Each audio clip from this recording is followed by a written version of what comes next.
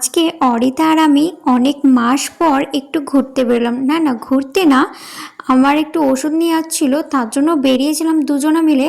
আমি যেহেতু হোমিওপ্যাথি ওষুধ খাই, আমার চোখে একদম আঞ্জনি টাইপের একটা হয়েছে, তোমাদের সঙ্গে এর আগে শেয়ার করেছিলাম। ওটা আঞ্জনি না, ওটা একদম সিস্ট হয়ে গেছে।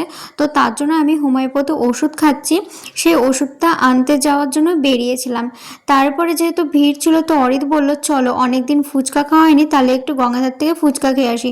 তো আমি তো জল ফুচকা খেয়ে নিয়েছিলাম, তারপরে গাড়িতে বসেছিলাম, আর খুব ভিড় ছিল ফুচকার দোকানেও। তারপরে এই যে দই ফুচকা রেডি করে ও নিয়ে চলে এসেছে, তারপরে আমাকে বলছিল তুমি এখান থেকে একটা নিয়ে খাও। তো আমি বললাম আমি তো জল ফুচকা খেয়েছি, আমি খাবো না, তুমি খাও। তাও আমাকে জোর করে দুটো খাইছিল দই ফুচকা। তারপরে খাওয়ার পরে কিন্তু আমরা বেরিয়ে পড়লাম ওষুধ নেওয়ার জন্য। আবার গেছিলাম, কিন্তু দেখলাম ওষুধের দোকানে তখনও ভিড় ছিল। তো বললো থাক, আজকে নিতে হবে না, একদম কালকে নিয়ে নেবো। তারপরে ওষুধের দোকান থেকেও আমরা বেরিয়ে গেলাম, বেরিয়ে গিয়ে কিন্তু বাড়ি চলে গেলাম। আর আমার এই মিনি ব্লগটা কেমন লাগলো অবশ্যই কমেন্ট করে জানিও। বাই সবাইকে, গুড নাইট।